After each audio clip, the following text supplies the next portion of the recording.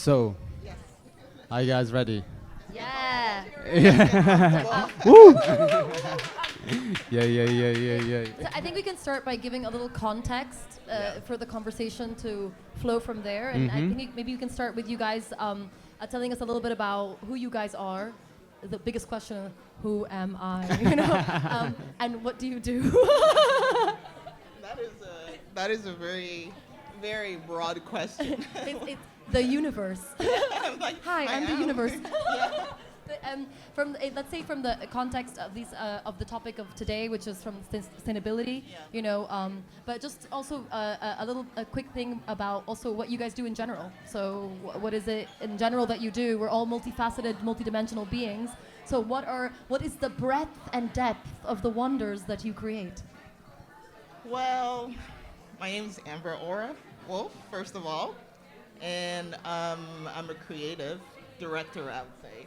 So basically, I do or am interested in any aspect of creation, collaborations, and of course, that comes with a lot of sustainability, I think. Um, Fashion is more, it's more, Your branch. yeah, Yeah, my yeah, direction, yeah. my outlet. Yeah. Because Yeah. everything is art, so creative direction, and we're like creative direct the roads. That's what they do actually. Yeah. And it's like the roads are upside down. You're like, what is this? Who directed this? Yeah. Anyway. Yeah. So, my in terms of sustainability, I feel like I work like my interest is pretty broad. Like we do photo shoots, collaborations in terms of clothes, art, design, and I've worked with you, for example. Yeah. We've done some things together. Just like Killer shirts, actually, Yeah. one of my favorites. Like when I post those, is like really everybody's like, "Who made this?" And I'm like, "Sustainable art." yeah, yeah. So Period. I just like literally love to work with just random things here and there. And so it's really hard. It's really hard for me to define what it is I do. It's a very it's a very specific question, and Yeah. I feel like it gives me limitations to say, oh, I do this, or I'm a person. No, who but you does can this say kind like of I stuff. do like this, or that, or anything, whatever I want. So like that Yeah. gives me that you answered it Creative actually. director. Yeah, but I'll stick to that. Yeah, but you answered Fashion. it by being creative direction and like whatever I want. Yeah. I Yeah. think whatever I want is also a title. Okay. Yeah. I use that title all the Oh, time. okay, I'm like, okay. what do you do? I'm like Okay, everything. I'm just like, listen. You know, like New business just cards everything. coming up. I'm like, yeah, I'm like whatever Okay. I Or want. a creative I think- director, whatever I Yeah, want. today this, tomorrow that, Yeah, and the next day exactly. something else. Yeah, it's very similar to you, actually. Yeah. It's like whatever you want. Yeah, so basically I'm an aura, creative director, doing whatever I want. Love that. Love that. How What about you, about, babe? what about you, Helena? Do you do whatever you want as well? Yeah, 100%. I think Okay, it's love. like the motto of every artist. You have to do whatever you want, and that's why it's art. Yeah. Other than Of that, course. you should just be like everyone else. You know? Right. But I'm Helena. I'm 21, and I'm a multidisciplinary artist. So multidisciplinary artist Should I means use that that one? I do everything, basically, as you said. Yeah. We just gave it a definition as Gen Z, but other than that, it's still the same. Like I do whatever I want. Period. You know what I mean? New business But cards. yeah. I'm into makeup, hair, styling, fashion, and most importantly, sustainable fashion and sustainable lifestyle. So it's also one of the things that we'll be talking about today. Yeah. Nice. And actually, let's just jump right into that because in terms of sustainable fashion, right? So, what is the specific approach that you take to it? Because it's like a broad way. Like, there's so many ways that one can go about it, depending on what you're doing in the fashion industry. Yeah. But what is your specific take on it? To me, sustainable fashion means that I can give a new life to something that was like people gave up on it, which Exactly. is okay, it's fine. Yeah. You know, people grow, but to me, I'm a holder, I'm a collector. There's things that I have from 7 to 10 years ago, and I'm barely 21, so imagine that for my mom. You know what I mean? Yeah. So that's sustainable fashion for me. It also means that you could put a lot of your feelings into a unique piece, and it means a lot to you, and you wear it out with confidence, you know? So Yeah. sustainable fashion also gives me like a lot of confidence that I'm wearing something that I've made. So yeah. But this is a very important part: is the meaning. Yeah. So the when you create what you want to create, actually what you're doing is you're giving your unique meaning to your life and to your creation. And then your art stands for something energetically on all levels because it stands for who you are. And the big thing with the fast fashion industry is or just the fashion, let's just call it the fashion industry because all of it is fast fashion, even the luxury companies, all of them. Yeah, so is that the things don't have meaning. They were not created with meaning, so they're like dead things that are just like what, you know? Made just to be sold, basically. Exactly. Like no, like that's the only meaning. Yeah. And so you're dressing people, you're making them, like you said, feeling confident, trying to find help them embody their self, their true self, and through we emanate that through the things that we choose to put on our bodies, that on our heads. Like, you know? I could also say that it's very important to use the materials that you have in the world and not be used by. Like, I feel like nowadays there's a lot of trends. Everybody's going to buying, and they don't really understand whether that works for them or not, whether that makes them feel good about themselves or not. And I think just intentions in what you buy is also sustainability. Absolutely. It's I think we can, like, it could be a great way to start is like your power of choice. Like instead of being overwhelmed and overrun by all of the things thrown at you, you know, you can just be like, hold up, I don't like this, I like this, and it's totally okay. Yeah. Actually, it's totally okay. And then you get the opportunity to create things for yourself, right? And you get the opportunity to explore that.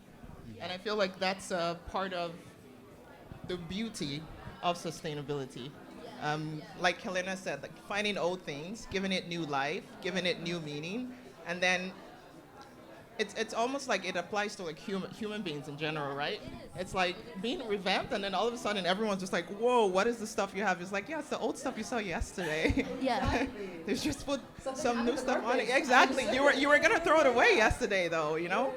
And I think that's the beauty, and that's the fun part of it. And again, one of my favorite things to do. You know? I mean, that's actually the true art of creation. Like, when I started styling, I remember always like, people are like, oh, pull from these brands and put it together. I was like, that's so boring. I'm so bored. I'm like, let's take these leaves and then take this thing and then put it like this, because that's the creation aspect of like, what's creative about you going and being like, this was on this mannequin, let me just take it and wear it, or take it in style with that and just change the shirt to another color. That's not styling, that's merchandising. Go to Carrefour and stock the shelves, my dear. There is no difference. So, yeah. But then working with things that are, especially things that are, sorry if I sound. No, go for it, go for it. You're okay, you're okay. No, I just want to like take it a little step back as well. I just want to understand, just so that everyone over here also learns. Yeah. How did you get into it? What was your journey like getting into fashion to begin with? Whoa, for me it was just like, honestly, sorry.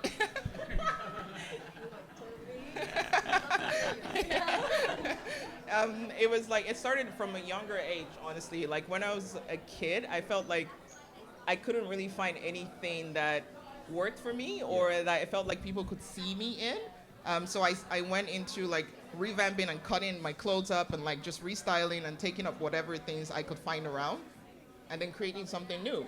And then this gave me some kind of armor. That's actually what fashion was for me. And I'm sorry, but like when I was younger, I was a really tall kid, so obviously I was the easiest That target. hasn't changed.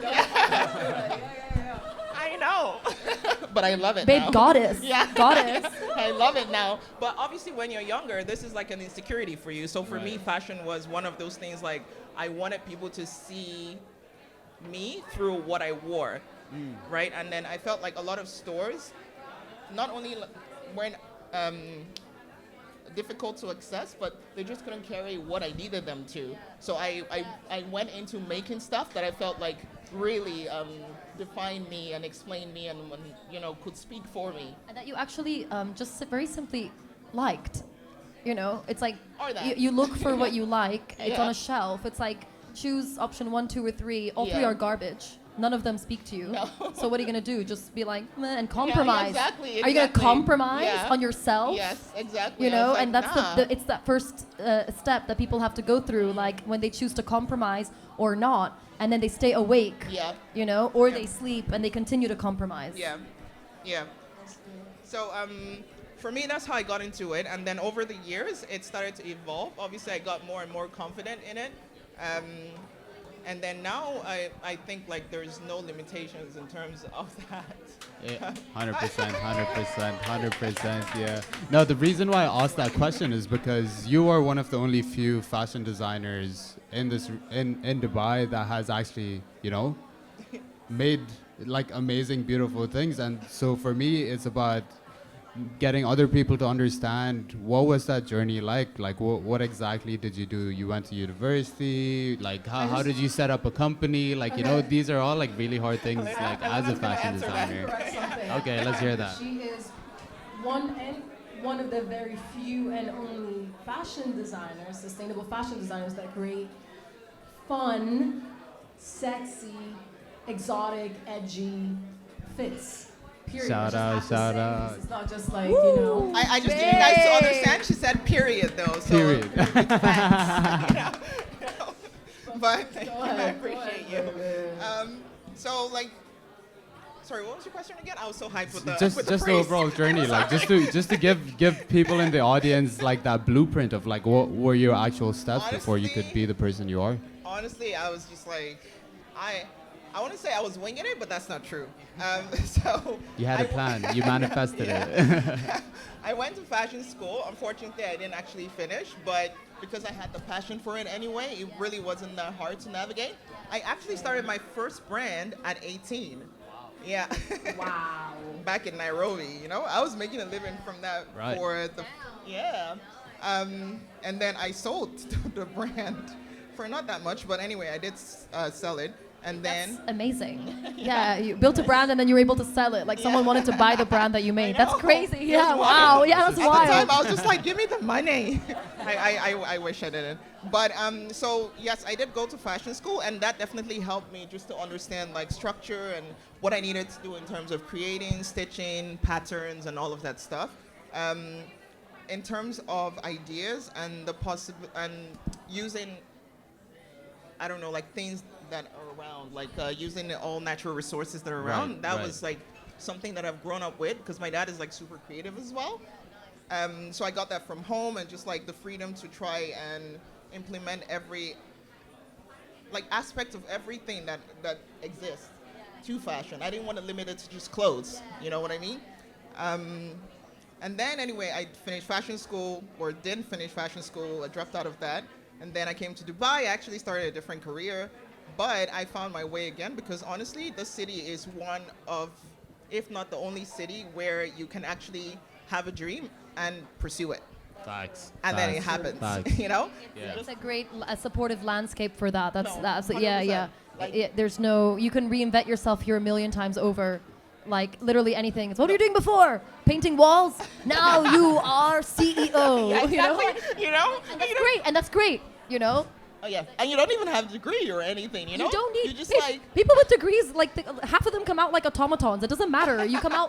Look, I know, like my one of a good family friend of mine. She's like this big CEO. She has manages all these companies, and basically she took over from her dad. Yeah. And she was the one that told me, and so many others as well. Like they're like, oh yeah, when students come out of university with their top degrees, we treat them as newborn babies. Okay. Because we find them like Okay. Because because there's theory and then there's life. Yes. And you can sit there and be like, oh my God, and the theory, but you only learn by doing. Yes. There's because you're dealing with people, you're dealing with situations, and in university they teach you like really, it's all these academics with their very like stringent like Yes, lines. it's always like in a box or in a line. You need to follow this path. And it's so funny, this points out, during my experience starting my brand, I skipped the part. So I did come to Dubai and then I started a brand, which thank God, was really successful. Like I had a very nice run with the brand. But anyway, during the time I was running that brand, a lot of people always told me like, oh, it should go this way and this structure. And based on Milan fashion, whatever, I don't know, you should have this season, so you should do this way. I was like, yeah, that's your problem. Like, it's my brand, so I'm going to do what I want to do. Literally. And honestly, that worked for me because earlier I wasn't confident enough to be able to own up to that and just be like, at first I was a bit nervous actually, and then I would listen to a lot of people, but then I found out like this is really not me. So I'm just gonna do what I want to do. So if I fail doing what I want to do, you know. True. That is true. So I went with it and I started doing like original designs a lot. I collaborated with this queen on, and everyone was just like, ah! I was like, yeah. And it was honestly very liberating. It showed me that there was no limitations to what you can do and what you can play with, and Exactly. You know? We are here because random people, literally anyone, just decided was like, oh, I'm going to do it like this, went about it with no limitations, Yeah. and now we have an iPhone. Yes. listen. Yeah? We have laptops. We have Yeah. AI. We have Dubai. Yeah. This wasn't here, yeah? Yeah. Like, all of that. I'm about to faint because this is too good. You're like, it's the thing that you were saying about the lack of seasons, you Yeah. know, like it's like, you know, that the seasonality in like fashion shows, like Yeah. fashion weeks. This was like a PR mogul, okay, advertising, and she was not in the fashion industry, but she brought her like advertising expertise to fashion, and she like invented the fashion weeks as we know them today in the 40s. That's so late, right? And then it became like this merchandising seasonality. In order to be able to sell more, they had to induce false obsolescence, right? Fabricated obsolescence, which means like, oh, this is the product, it reaches its state of maturity, and then the life cycle of the product is dead. Yeah. So that's bullshit. What do you mean the product life cycle is dead? It's only dead if they need you to buy something else because they need you to keep buying, like, you know, like, what do you mean? So it's, so you sticking to your lack of seasonality is actually where the industry is tending towards now. Yep. Because the seas, the oceans, and the lands are so suffocating with clothes. We're all swimming in plastic, polyester, and nylon, you know. So everyone's like, oh, let's go back to just like you make permanent collections. Really? What did humanity do for thousands of years? That's true. That's true. But what about you? My Helena. approach is kind of different. I don't have a brand. I think I saw fashion or I saw fabric from my mom. She had a sewing machine and she would do all kind of clothes for us. I would say she's a very fashionable person from all the photos that I had from her. And I got the genes, you know what I mean? It was not that far away. But I think approaching sustainable fashion is when I applied for a course in Paris and I went to study, and that's when I kind of like got like a shock of awareness of what exactly happens in fashion. And for me to understand that it's the most second populated like industry in the world, that it generally has a lot of impact and there's a lot of mass production when it comes to like fashion and like, you know, day-to-day fits that we wear. It was very shocking because I went in, I wanted to do a brand. Like I went in with the intention that I wanted to create my own brand. I wanted to find my identity in that brand. But then I was like, oh no, there's like, the numbers were massive. There was like 3,000 brand yearly that would start.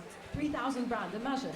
And then like around 80% of them fail because they don't have a base of how it starts. But again, it's also about character. Like when a brand starts, right nowadays, I usually look for a character. I usually look for something that I could relate to in the brand. I don't just like, you know, go. And this is sustainability.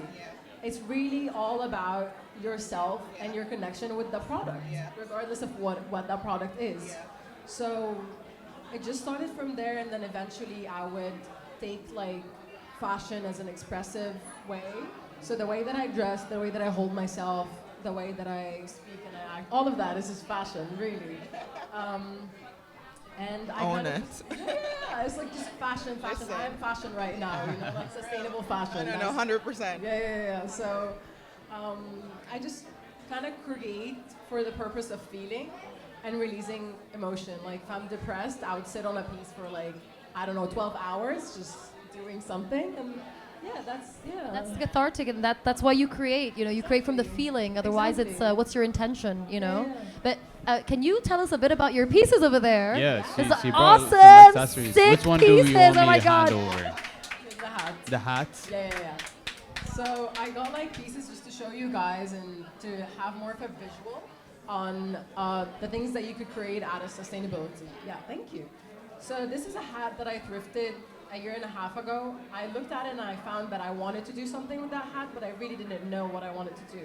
So I think a couple of weeks ago I had a phone charm that I had 7 years ago. It was not mine. I just took it and I kind of undid it and started to create this hat. And sustainable, unique, and it brings me a lot of joy because I sat when I was on my period for like 12 hours in pain and just working my way out, working all my emotions out of this. I know. This is over 350 like beans or accessories. So yeah, this is one of the pieces that I created, and it's also like it's important for me to show people that you could do anything out of sustainability, and you could even take sustainability in your lifestyle as a very like positive approach. You don't have to feel that it's an overwhelming, you know. You don't have to make it so intense. It's step by step, and you could find your life much sustainable, much more sustainable. Yeah, And realer, and simpler actually, because there's a beauty of the simplicity of looking around you and choosing, like seeing something that you like and something else that you like, and just putting that together and playing. Like this is you playing. Like this is the child self. This is the child self that's playing. And we come into this world like this, and then we lose that instinct. We become automatons, and we're like, this is the adult way. No, there's no adult way. You're a child, babe. You're still a child in a weird body, you know, in an elongated body, you know. I have to say something as well. Can I get the second piece, because it would actually explain much more. This is, okay, I'm just gonna show you the back because it's more done. So this piece is from Shein. When I used to buy from Shein, you know, we all know about Shein. We all did. We all know about Shein. That was all like went through that 5 years phase. ago. A long time ago, babe. Like, Yeah, it's, I'm not yes. proud to say it, but I have to say it for you to understand the journey that someone could take towards sustainability. And I simply just couldn't afford by time to buy white boots, so I made mine. And I had everything. I had the socks, I had the leather, I cut it, and I created my own. The pearls were basically a bag that was also from Zara that my sister had for 7 years plus. And I undid it and I kind of used it again. So doesn't Love it look it. pretty? It's so gorgeous, fire. babe. It's so fire. It's gorgeous. Honestly, it's like, absolutely Beautiful. gorgeous. Wow. So I think the journey is you being thoughtful toward yourself, not just the environment. Like thinking about yourself, thinking about what you want to do, thinking about what you want to stand for, because that kind of shapes your personality. So yeah, that's how I got into sustainability. Yeah, and there's this. I just wanted to say one thing is that you said. Point out that you're like that. It was from Shein, and then you did something with it, and I love that because a lot of the people when they were fighting and calling out, you know, like the shitty practices in the fashion industry, which you gotta do, right? But one thing about it was then they would be like condemning each other. Like they'd be like, "Where's that from? Is that Zara? Yeah. You're garbage." Oh And my it's God. like it's not. And halas, like now it's bought and you have it. What are you gonna do? Go back in time? Like you're here now, you know. So we can only look forward. Yeah. So once you have it, don't throw it. That's like That doesn't help. no, At all. You're literally just once you have it, keep it and do something with it. Yeah. And you made it your own. You're like, oh, I don't like what this stands for. Let me add my sauce. Yeah, flavor is the better word. Thank you. Yeah, I'm like a hot sauce. But what about you, Amber? Like, having run a business in Dubai, what were some of the biggest challenges you faced in maintaining your brand as a sustainable brand within UAE, within Dubai? I would love to know that too. Especially Dubai being such an import-based city, how did you like maintain that level of, you know, consciousness when it comes to sustainability? It's actually like it really wasn't as tough as I thought it was going to be quite honest. The thing is that before it happens, you have all of this like ideas of what it's going to be. Oh, it's going to be difficult for you to cut into the market and stuff. But it went really smoothly. I would say it was very received nicely. If anything, I was being supported a lot because I was a brand produced here, had a small team, Yeah. locally sourced material, reused, repurposed material. Like there was a lot of support for that. However, it was definitely a little bit challenging to get into the market, first of all, because obviously you're a name that no one knows. I think it was more in that direction. But for sustainability part, I wouldn't say I faced any like crazy challenges in that department I at have all. to say that like when I knew that you are a sustainable artist, that just intrigued me more to work with you. Like I have to say, it was just like, oh, please let me work with you. Like, Yeah, but, you but know? but what part of the what part of it, like of minus the style of the clothes, but like was it the fact that everything was produced locally, or was it the It was the fact that you had an identity in your outfits that I was happily excited to jump into it Okay. and be part of the character for like, you know, a certain period of time. Yeah. And then get out of it. Yeah, You know what I mean? you're like, Yeah, okay, yeah, this yeah, was yeah. fun, bye. And you have a strong character, and that's what I love. Like there's so many people around that they have strong characters, and they just need a way to showcase it. And you did that in fashion. That is true, and I'll say like that transition happened better for me because I had started off as a model. Remember, so Please. yeah. No, wait. Please tell them. Like I have, this is going somewhere. Like, so I started off that way, and I was used to kind of hiding behind that facade, right? Doing that in that career path. So it was. They have to hear. They have I was I was used to hiding behind the career path, which was modeling at the time. So when I broke free from that, and when I was able to like identify with who I truly was, I was able to translate that to my brand. So when I came into creating, it was easier. I had already found myself, so it was like, everything was Except- clearer. Yeah, but you kind of you need that when you can play and whatever, but like you really need that in order to really become a creator. Oh yeah. Because otherwise you're just mimicking, and it's good to experiment. There's nothing wrong with your process. Every process is good. Whatever will take you where you need to get to, right? Yeah. So whatever you need. But for you to be like, oh, I'm a creator, and it means that you're in your power. You're in your Yes. power when you're clear with your identity. You Yes. know who you are Exactly. and why you do what you do. Exactly. And what are the lines that you will not cross, and where are the spaces that you're like, woo! Yeah, exactly. That's it. And it's a Yeah. journey getting there. And honestly, a lot of designers get, what's the word? Bashed? Demotivated Demotivated, yeah. along the Yeah, that's process, true. because it's like people are telling you, oh, you should design this, you'll get this kind of audience, or you can target this kind of groups, or you can do this. And if you really are not sure of what you want, like what you stand for, you're just going to be pulled in like different directions. Oh my God! And this is what happens in the industries in Yeah. general, because like people they start they go into start a business, Yeah. not because they have the drive to create what they want to create, and Yeah. there's something they want to tell the world, Yeah. okay, Yeah. or they have this feeling that's going to explode out of them. They just want to start a business because that way they're professional. Yeah. That way they've succeeded in life. They can be like, I'm successful. I have my own business. Yeah. I'm an entrepreneur. I'm a whatever. What is your intention? Yeah. Yeah. We don't need more random stuff being thrown out into the universe. Exactly. We're swimming and drowning in random Yeah. stuff. We need intentional stuff that is Yeah. helpful, that is saying something, that We're is missing passing originality. meaning. Like we're missing to connect to something because everything now is like available. Like there's a lot, there's massive mass production. There's nothing you don't think about that you can't find. Yeah. If you go like, I don't know guys if you know Timo. Do you know Timo? That's a good place, but like if you know Timo, they have everything. Small tiny details to your phone, you can find it. So like just create something that is meaningful that I could like go like, you know what? I want that. I want to hold into that. Yeah. Yeah. Yeah, and there's something to say as well about like, if like there's a few friends of mine that are like, oh, I'd like to do stuff, but the world has so much stuff and there's no point me adding to it. And it's like, wait, but you still have the power and the freedom to create what you want to create, but like to go small, one piece by one piece, Exactly. You don't have to have like 100,000. Collection. You can, or a full collection. Yeah. Just make one Yeah. thing. Just make one thing. See how you feel about it, Yeah. and then decide. And it's not even only about, I think it's even more than just feeling about it, because for me, when I started designing and going in that path, it was more of self-expression. Like I needed it. It was for me. Yeah.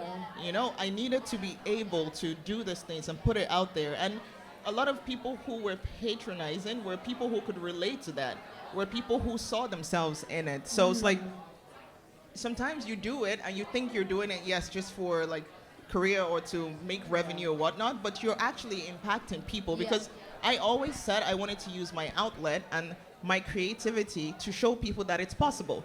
I might not even do it right. I did this sustainable piece at Design Art Week in D3 where I made like this dress out of cables. I think I saw that. Yeah. I saw that. It's And you made of could- wires. It yeah, was white, exactly. yes, with it earphones. was made from yes. cables, yeah, and then Yes, you I could loved listen it. to the, Yeah. you could listen to it, and it spoke to people, just like giving encouragement. What's your- She made a dress out of wires, headphone Babe, wires. I was gonna do. Please, I'm doing a shoot with all wires and cables and blah, the organic AI. Classic Yeah. Chantal Oh my style. God! Yeah. Okay. Yeah, Yeah. she's, Okay. Gotcha. Oh my God! But Gonna handle something now. Yeah. I just had like a small like seizure. But I love that dress. I saw that. It was a couple years ago. Yeah. It stayed in my mind, and when you said that, I was like, "Wow, Yeah, that was and- you. and that when was I- yeah, oh, incredible. yeah. Wow, Oh, you didn't know it that was was me? beautiful. No, Yeah. no, okay. yeah, this was like a few years ago, and it's funny because when I put that dress out, it was for Design Week. I'm sorry, these were people making like buildings and like structures and furnitures and stuff. So I was like, I don't know why I'm here, but I'm going to put something on display. And then I used the cables because like for me that was my outlet. And then, sorry, I kind of forgot what why I brought this in the first. Fashion Week. You made it for Fashion Week, Yeah, and was it something to do with that? Something that you failed about. You failed. sustainability. I am. So thank you. I appreciate. I have this moment. I'm so sorry. I'm just like my brain is just You're like. good, you're good, you're anyway. Any thoughts, babe? All the thoughts. Autism. And then I made. Wow. It's all good. But and then I made the dress out of cables, and when I put it out, I was nervous because it was out of my comfort zone. I'm making a dress out of cables. It's wires. I don't know this material. I spent hours gluing and super gluing, and it was rough. It did not look nice at all, but the point for me was to put it out there for people to see it and make it better and make their version of it, and like just know that you can start. It doesn't have to be perfect, but just start.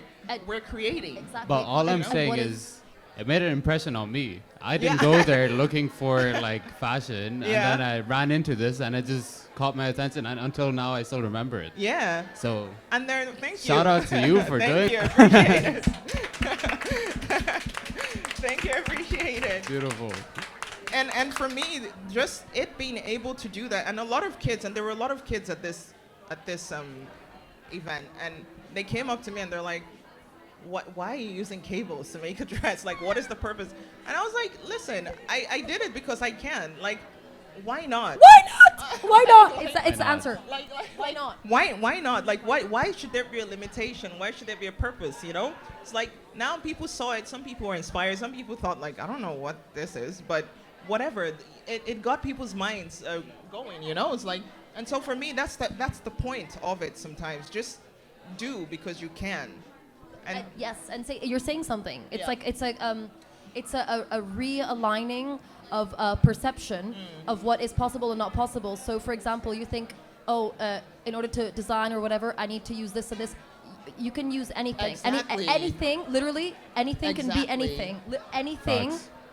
I'm sitting on it now, but I can use this and make a house or Yeah. a structure and upside down. You She could do. can. You could Oh, she anything. can too. Anything. Yeah, like- Anything is it's a shape. And so we There's go when we no look lim- at something back to the form, you know, and this is also like an energetic exercise. Like you release the form from the definitions of that form, because whenever you define it and you put its label, now you limit it. And so you can only see it in that perception, but this thing exists beyond you. Yeah. You could die tomorrow and that thing is still Yeah. there. It's beyond you, right? And so you allow the thing to tree of life keeps giving. You allow it to bring forth all of the things that it can do. You know, all the exactly. things it can be, all the Exactly. things that The you can. potential. Yeah. All of it. But I feel like right now, especially like in this current consumer climate, we have so many brands that greenwash. They constantly talk about sustainability and like how they actually like contribute to the either like, you know, environmental or social or economical sustainability, and it's starting to become a fad because a lot of brands, they say they're sustainable first when no one actually has any way of proving that. Like, how do you guys navigate through that type of like marketing that comes towards you? Yeah, that's a very good question. But I'm gonna start off by saying that even as sustainable artists that are very much in sustainability, it's still very difficult to navigate around like pure sustainable brands. But that's okay because we're constantly working on our awareness to make other people aware around us and so on with everyone else. And I think that's just, if you take that with everything else, that would be good for you generally. So if you take a second to, if you find a brand online and if you take a second to just search like the essence of this brand or where's the manufacturer and basically everything, it just, you know, it feels better. It feels that you're actually supporting the artist, and it feels like you know who's the maker. There's so many artists as well that create pieces and they put it on socials and they write a story about how they created this piece. So it makes you feel more connected with the piece, and you're like, oh wow, you know, this speaks to me a lot more. Like this piece has a story connected to my childhood. This piece has a story connected to me right now, and I think just the more you stay aware and aware of the brands that you purchase, the better it gets. Like this is also sustainable. Yeah. Investigation. It's called investigation. Yeah. Literally, because like, how are you gonna find out if someone is lying? You investigate. I'm Yeah. standing with someone. He's totally like unconscious and People like are good at people are egomania. good at lying. Yeah, dude, emotional narcissists don't even know they're lying. They don't know they're lying. They're convinced of their own lying. Oh, yeah. So when these, and I see the whole industries like this is like the manifestation of this kind of narcissistic energy that embodied, right? They're like living a lie, a delusion. We're this, we're this. Okay, and what are you gonna do? They're saying it. You're not gonna just be like, okay. Yeah. No, Yeah, you're like, okay, I'm gonna give you the benefit of the doubt. Yeah. But then I'm gonna look at what you're doing. Yeah. I'm gonna investigate your Let's process. see. I'm gonna have a look at the stuff. Yeah. I'm gonna go into your shops, look around. I'm Yeah. gonna go on Google, do some research, Yeah. Some reviews. and I'm gonna find out. And then I will know.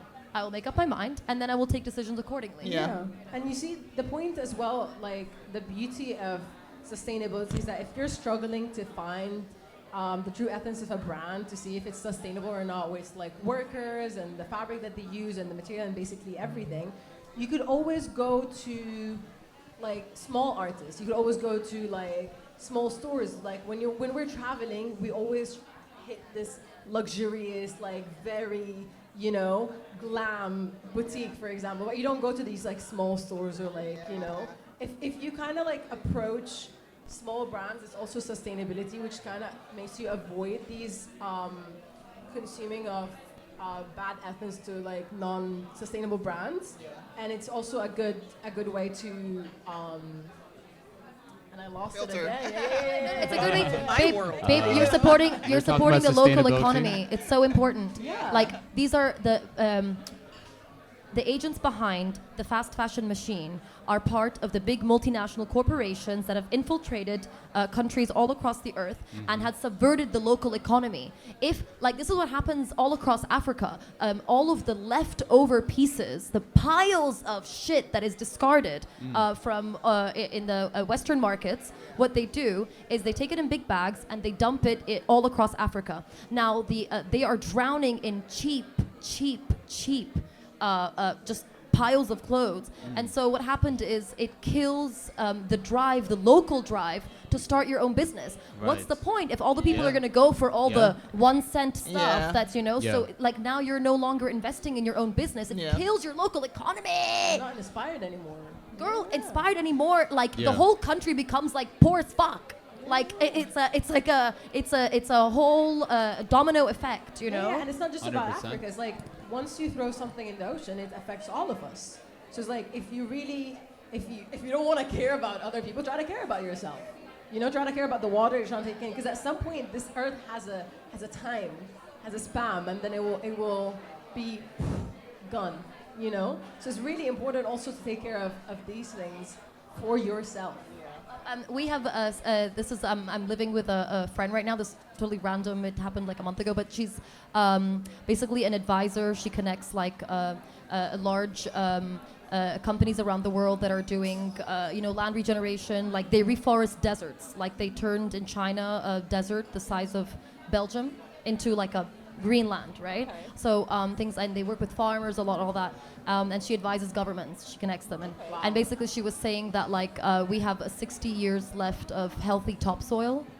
Okay. 60 Wow. years. That's not. I could live. I could live those. And it's really amazing that all these companies that are talking about sustainability are not sharing this really important information. You see what I mean? If you really care about all that stuff, you're Yeah. doing this research and you're actively communicating to the markets. You're Yeah. sharing because that's your mission. Yeah. So how much do you want to stand behind your mission? You But then know? we go back to the point of saying there's so many things, and everybody created everything. You just simply need to look at the ones that truly put their character into it. Like you wanna look at this woman who has a small shop and she's doing like her own jewelry. You wanna look at this guy who's creating like suits, like handmade suits. These are much more expensive because they spend a lot of time to create a fitted suit just for you. So I think it just maybe if you really, really, really cannot search for 5 seconds on Google on the ethics of a brand, you could just simply search on TikTok, which is pretty simple. We all know like TikTok right now and the algorithm. Yeah. And you could just look for small brands. If Exactly. you write small brands, you could find so many brands they could buy from. And they're more because they're small. Like there's not so many levels of hierarchy, so they can answer your questions. So you can very easily ask them, be like, hey, Yeah. like I used to Yeah, do this all the time. I'd be like, exactly. where do you source your stuff? I Yeah, love what you that's so do, but true. I'd like to Yeah, have more information. exactly. Transparency. When a company is not transparent, aka Chanel, it's like one of the least transparent companies ever. It's a very big red Shout flag. out. That's how you can tell, because. Yeah. Fashion Revolution is one of the largest sustainable fashion advocacy groups in the world, and it's thanks to them that the whole industry has made these strides, right? They've pushed so hard, and they've got a lot of Yeah. regulation going. Caring Group did so much because of all the work of Fashion Revolution, and they have on their website resources, a transparency index. And so you can actually go and click, and they have transparency indexes, which in-depth. This is investigative journalism, where they go and they get all the different how companies their different processes to get Right. insight. And there you can actually learn and understand. And then you're like, okay, this group out. They were given a million chances, and it's there's a lot of companies that are providing these resources, and I think. The next stage of the evolution of small makers with a mission would be to also gather all that research or even small things and like make it an active part of communicating, Yeah. right? I And actually educating. have a question for you, Amber. Have you? Don't worry. This is like this Wow, was not wow, part of the this is- plan. yeah, This no, is no, not no. part of the plan. Being a sustainable or like having a sustainable brand in the UAE, did you find other sustainable brands that you would say like they were like pretty good as well? Like did you collaborate with other sustainable like brands or artists here? Yeah. Oh yeah, no, definitely I did. I met a few people along the way who were like seriously talented, and I was just, and it's so funny because they're so talented and their work is just so refined. I'm sorry, even better than a lot of these big brands that everyone's like talking about, whatever. But unfortunately, they're not like hyped. Like the bigger brands, right? They don't have the They don't have the budget for marketing, exactly. babe. They don't have the resources to like be up there. But I met and I was fortunate to work with and collaborate with really talented smaller brands, and they're quite a few. They're quite a few. But the one thing I will say is that I don't know if it's fortunate or unfortunate, but being sustainable, especially here, you are kind of, I don't want to say advice, but you unfortunately may have no other choice than to be like super pricey. very expensive, you know. And I don't know if that. I honestly, in terms of information, I don't even know if that's a good thing or a bad thing. Like, is it supposed to be super expensive? Because a lot of times with other smaller brands that I interact with, that's usually where their downfall is. You know, people spend that amount of money on Prada. Yeah, but But they just wouldn't they don't have spend the it on brand. them. They can't No. because they don't have the name for that. Yeah. But it's up to these small brands. This is just also good business development. So Yeah. like you managing your costs of production is Yeah. something that regardless of whether you're sustainable or not, you should do. Yeah. You know, you do it with your values of, you know, your ethics and your approach and all of that, and you embody Yeah. that. But then you try to find ways to reduce the cost to the final consumer because, you know, I could do something and I could paint with like, you know, diamonds that I crushed and rubies, and then I make that the paint, and now I paint my painting. I'm like, this painting is worth $2 million. Or I could like, you know, crush some minerals and take a tomato and I don't know, dry it in the sun or something. You know what I mean? Like, so it's up to you to find ways. And I had a sustainable brand like many years ago. It was a multi-brand. I didn't design, right? So I was sourcing, right? And it was really, really expensive for designers back then to be sustainable because the industry was not designed to support that. But since then, so many strides have been made. We have reached, wow, like now if you want to make a sustainable brand, it is so much cheaper. It is so much more affordable. Compared, yeah. Babe, but just the amount of alternatives out there, the types of textiles, there was no such thing as GOTS certified recycled cotton. There was no, there were a lot of hemp fabrics, but it was very like random, and it was not like, oh, the minimum order quantities, all of that stuff. We have fabrics made of algae. We have fabrics made of like Pineapple. milk. Yeah. There's milk leather. We have Spider wine webs. leather. We have everything. You know, Seaweed. So, babe, the list is endless. You can turn anything into a fiber and then weave that fiber into a textile. Yeah. It's just strings, right? Yeah. So now that there's all of this, so it's just also research. I could make my business really expensive because I didn't do the proper due diligence. So you also have to do a balance. It is a business after all. So if the people are not able to afford it, then you have to manage your production to suit that market without compromising your values. So then it's just a question of analysis and trial and error. You know, it's okay. You know, we're all doing the best we can. You know. We all are, honestly. That is very Back to true. you, Faisal. That is very true. That is very true. But in do you want to say something? No, I got lipstick on the mic. Ah, right. Okay. Fair enough. Whilst he's handling that, just because just being conscious about time, we are running out of time, so we want to just come back to both of you and just tell us, what are your future plans? Where do you see yourself, Helena? Like, what are you striving for right now? That's a scary question. I know. I'm like, what? Do you know your future plans? No. Anyone here know their future plans? No, I don't. What are you manifesting right now? Oh. Let's do that. I'm manifesting experience. I don't really have any vision of what kind of experience I want. I would wish it to be as sustainable as possible because that's what I really have most fun. But experience is what I aim for when it comes to fashion. And I really have to say, when it comes to fashion, you could include everything. Because recently I had the opportunity from Ember to do like a set design. And I created this piece out of sustainable, like a mannequin out of sustainable like fabric that Ember had. At 25 hours. Yeah, at 25 Hours Hotel, Shout out. which took us like 2 days. Wink. Shout out. Shout out 25 hours.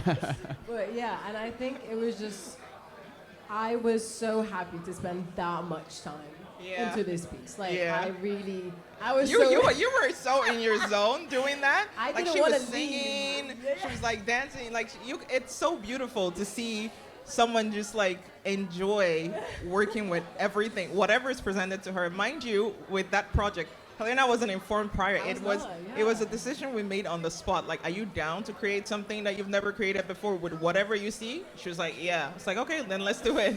I And was then like, we I'm made like a down. crazy. She made a cool ass mannequin. Yeah. Yeah, so it was just so much fun, so much spontaneous swag, and I think I would look for experience. Maybe I'll create my own brand, but then I really need to establish myself a lot more because I want to create like a full sustainable brand. Right. So yeah, that's why I look up for Amber. I haven't made my brand yet. Helena, Helena. Helena. What about you, Amber? What are your futures plans slash manifestations? Let's hear it. My manifestation list is just. Let's just keep that for a different day because it's really long. It's a very long you know? list. It's Okay, like- we need yeah, another so hour. It's a very long list. But in terms of future plans, I am working on an upcycle brand, which is going to focus a lot on upcycling pieces. Beautiful, beautiful. Okay. Watch the I space. didn't know about that. But it's going to be working with things that already exist because, like I said, that's my passion, creating.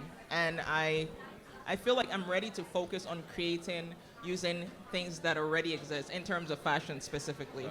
So you guys just keep an eye out. I don't know when it's happening. The universe is gonna let me know. So, but that's my current project. That sounds super exciting. We'd It love is to check it out exciting. when it comes out. 100%, alert 100%. Put notifications on. There we go. Already, what are you talking about? Yeah. Shame on you.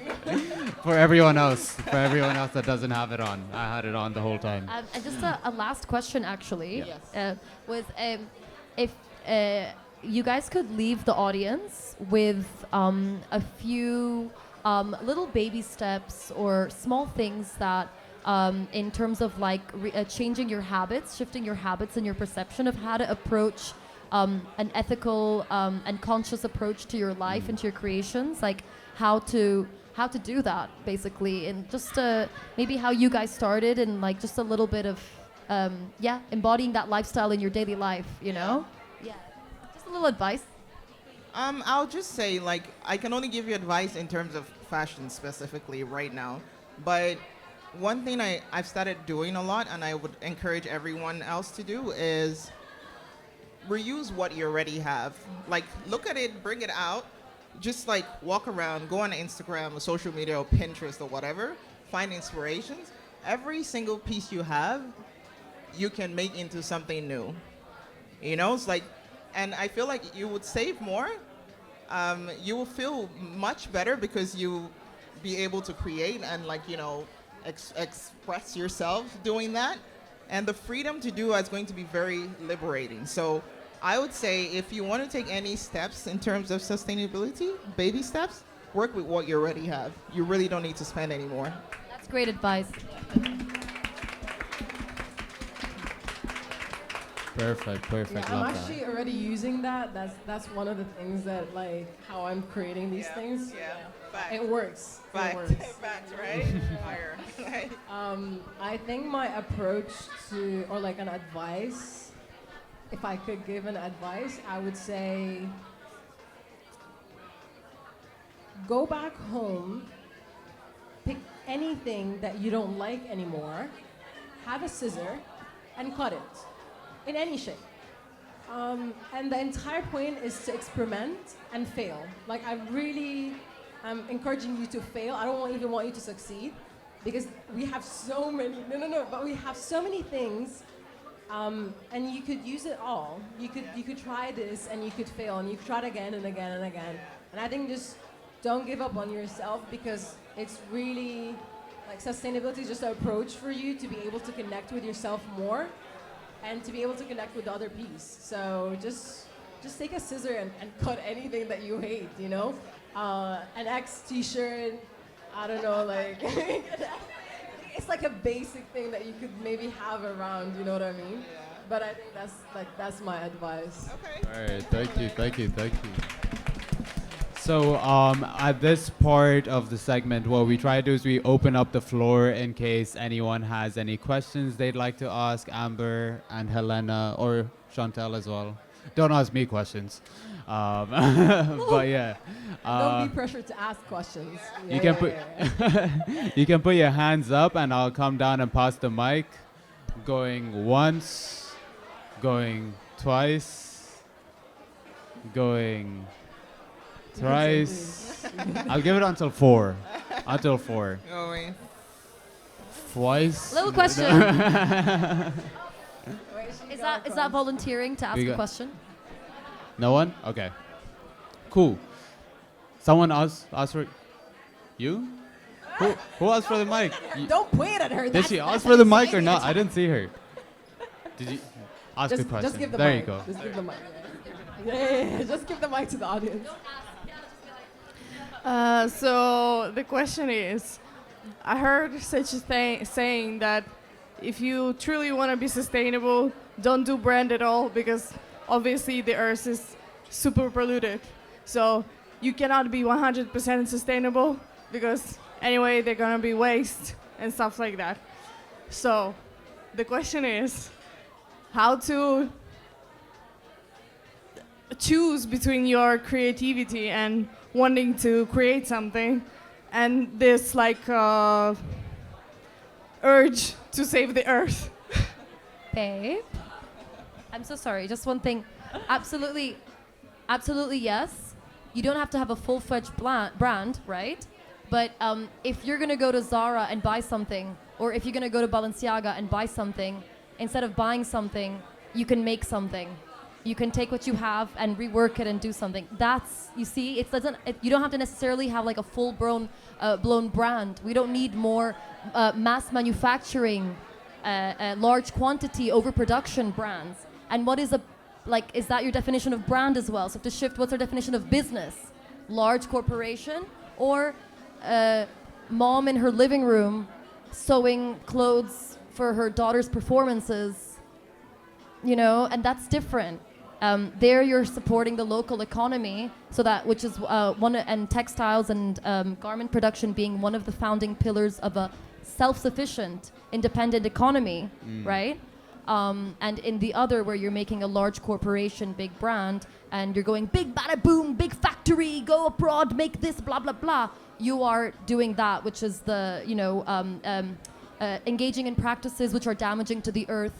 And to all of it's not what we do, it's how we do it. We've been producing since the dawn of time. Literally, Neolithic man was there sewing and making his jackets. Like, I'm not joking, literally. Like, they found them in the bogs, in the mud, like calcified. They had all these cool designs, you know? We were always making, but it was the intention and how we did it. Yeah. And they were making one by one. They weren't making 100,000, 200,000, 500,000. Right. You know? Yeah. Babe. Yeah. Yes. Yeah. You make it yourself. No? Okay. Exactly. Babe, the first Vogues like early 1900s, yeah, late 18, whatever, when for like literally the first issues, they had patterns in the magazine. The magazine had actual patterns, of course, because they weren't merchandising, marketing vehicles to sell slave-made garbage. No, they were actually there to teach you like how to rework your own clothes that you already had, to reinvent them and refurbish them and then make them more like exciting so that you could love yourself and enjoy, you know? And so people would like, have you ever watched like Jane Eyre or like Pride and Prejudice? Like these like, yeah, okay. So like they would go to the trims place, you know, get the lace, put the lace here, and this was just the way we've always done stuff. It's none of it is new. None of it is innovative. We've lost our way and we've had amnesia for 150 years. That's what's happened, actually, which is really interesting. No, I think that's beautiful. To be honest, like, because recently it's put like a lot of things in perspective for me. Me and Lava, we went down and we were trying to manufacture a bag from scratch at some point, right? And for me, manufacturing a bag always felt so far-fetched because I've never tried it.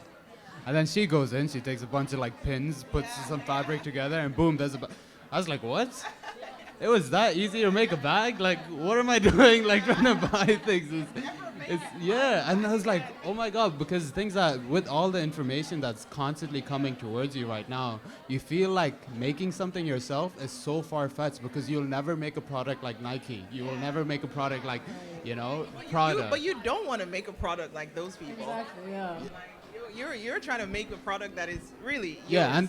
and the reason why I said that is because, like, at least for me, when I think of like craftsmanship or like something that is like done to the detail, it is by these companies that have R&D teams sitting there working, trying to make sure that things are going in the They've right just places. hijacked your conceptualization, Yeah. ideation, perception of what is the act of creation and what is good creation, legitimate creation, and not illegitimate creation.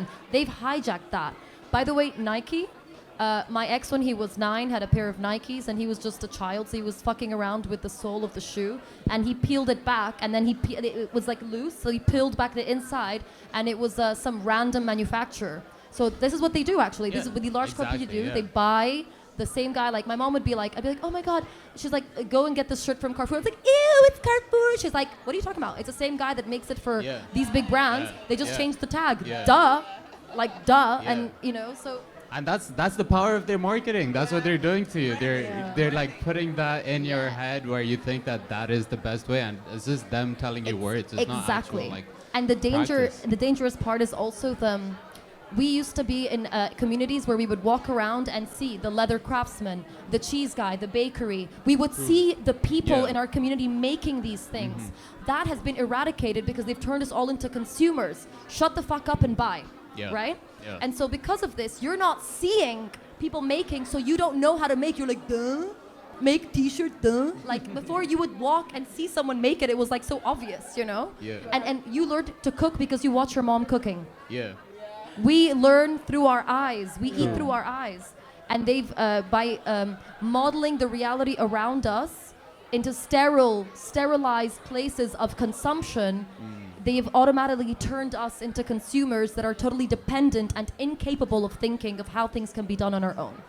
It's That is all, facts. they've That is modeled facts. reality. I think it's important when you see a comment that is intense to, like, if you have a scale and you see a comment that is so intense or like so supportive, try to go in the middle.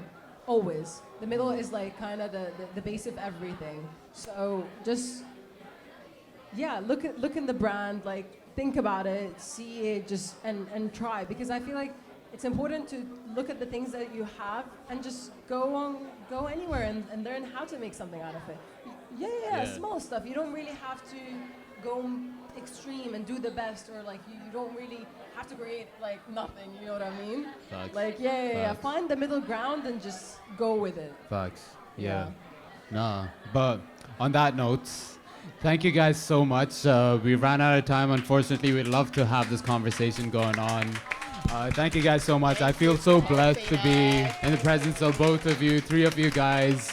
We started this platform to showcase local creatives within the region, and we have done just that today. I think these are amazing people. Thank you so much, you guys. And yeah, so stick around, guys. We're gonna have Viva Victoria is gonna handle the sound, and then we're gonna have DJ by Mish coming on the decks. We have 3 amazing artists that are performing today. We got Here at Ling, we got PRBZ, and Isaac.